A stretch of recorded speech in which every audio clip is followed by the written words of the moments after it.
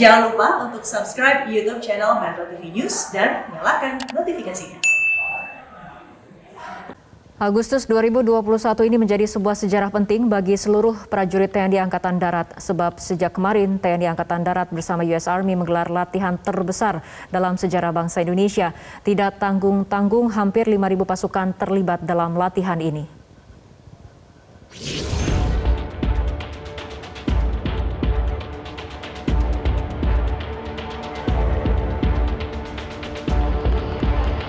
Aksi terjun payung oleh TNI Angkatan Darat dan US Army ini menjadi rangkaian awal dari latihan bersama Garuda Shield ke-15 tahun 2021.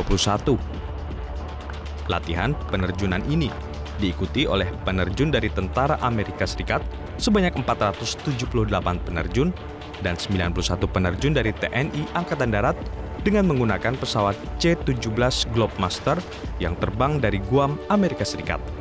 Karena mereka terbang 7 jam sebelum langsung penerjunan. Ini sesuatu yang sangat berbeda dan pengalaman yang sangat berharga.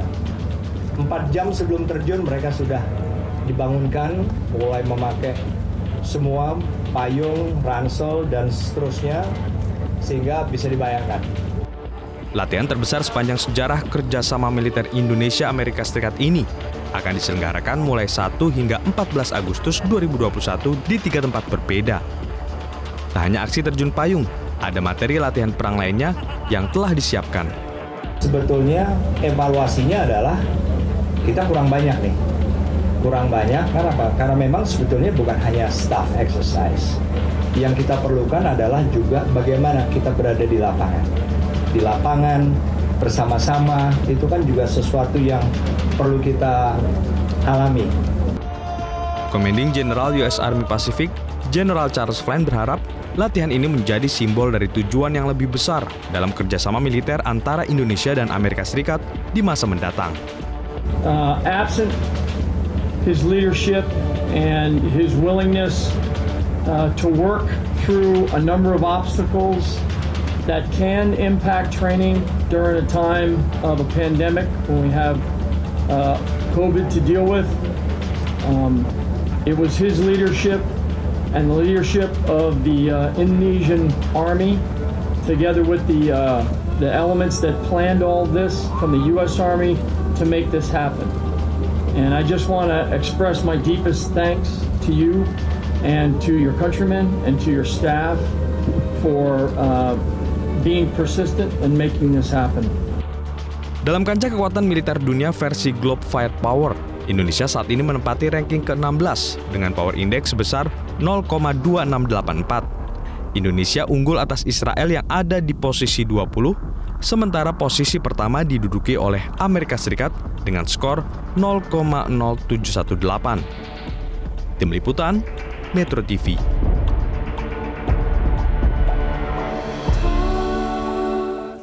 Pemirsa, lalu bagaimana peta kekuatan TNI Angkatan Darat dan Tentara Amerika Serikat dan informasi rinci lain perihal latihan gabungan TNI AD dan Tentara Amerika Serikat akan disampaikan langsung oleh rekan Anggi Hasibuan. Anggi, silakan. Ya, Fitri, biasanya kalau kita liputan acara seperti tadi ya gitu, itu susah sekali karena biasa kita sambil megang kamera dan juga dengan suara ledakan di mana-mana. Namun pemirsa, untuk latihan kali ini TNI Angkatan Darat ini juga bersama-sama dengan US Army ini menggelar latihan bersama dengan militer Amerika Serikat atau juga disebut dengan Garuda Shield. Ini sudah tahun ke-15 dan yang berbeda pada tahun ini adalah karena disebut-sebut menjadi latihan militer kedua negara yang terbesar. Dan di sini kita akan melihat bahwa dari Garuda Shield ini sendiri sudah memasuki tahun ke-15 akan dilaksanakan di 3 wilayah. Kebagian ada di Sumatera Selatan, kemudian Kalimantan Timur, dan juga di Minahasa Utara. Saya pernah ke Sumsel, itu memang kondisinya, atau misalnya ini juga bisa menjawab pertanyaan kenapa harus di lokasi-lokasi ini ya.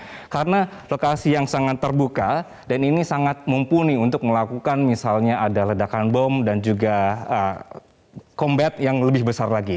Dan ini pemirsa merupakan latihan terbesar yang dilaksanakan antara kedua negara. Ini juga dilakukan sejak tanggal 4 sampai dengan 14 nanti, dan ini adalah perwujudan dari penjagaan stabilitas keamanan. Waduh, sebentar, ini ada yang lewat, hampir saya dilindas nih pemirsa.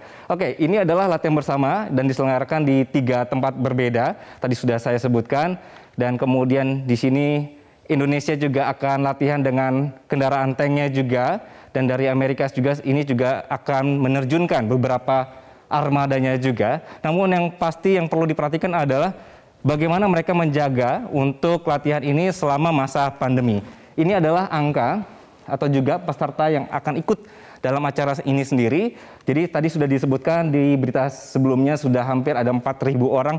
Ini besar sekali. Nah, latihan pertama ini akan melibatkan sekitar 250 personil TNI AD dan 122 personil Angkatan Darat. Dan juga ada beberapa tahapan latihan bersama, yaitu pertama adalah bagaimana menyamakan materi mereka, karena ada beberapa latihan yang bersifat drill terkait dengan senjata ringan yang digunakan. Kemudian secara teknik gimana, dan juga di lapangan ini juga ada beberapa latihan, misalnya disebut dengan field training exercise, dan ini juga khusus senjata mortir dan senapan mesin ringan atau yang disebut dengan SMR. Nah, latihan awal dilaksanakan di markas Batalion Infanteri 600 Rider yang sifat awal, dan lanjutannya dengan latihan taktik di lapangan yang dilaksanakan di Amburawang.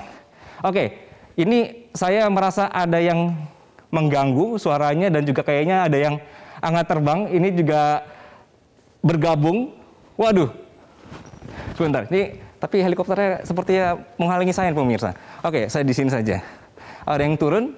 Kayaknya nggak ada ya. Kita lanjutkan ya.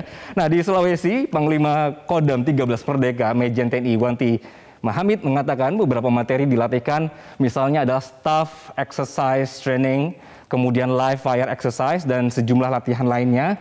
Ini adalah latihan-latihan bagaimana nanti Indonesia perlu belajar dari US Army, dan juga sebaliknya ada beberapa hal yang mungkin berbeda dan akhirnya disamakan. Nah, latihan ini kemudian akan melibatkan penyelenggara dan peserta sebanyak 250 personil TNI dan 122 personil US Army. Nah, kita lanjutkan.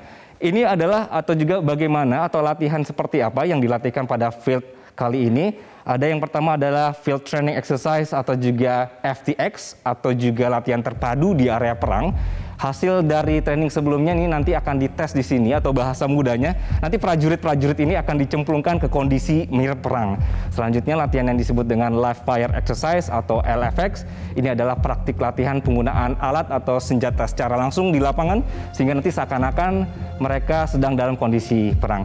Lalu latihan bersama juga untuk penerbangan dan juga proses penyelamatan korban atau juga medical exercise atau biasa disingkat dengan medics.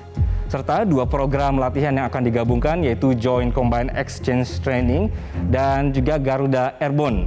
Dan ini adalah pola latihan bersama dalam menghadapi situasi perang, dilengkapi latihan penerjunan prajurit yang akan sama-sama mengembangkan materi pelajaran dan juga prosedur pengambilan keputusan taktis.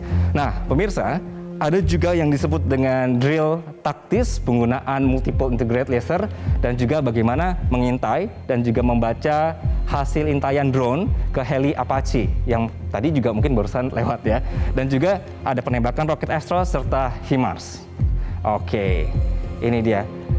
Jadi ini adalah misal gambaran seakan-akan mereka sesudah selesai latihan pemirsa.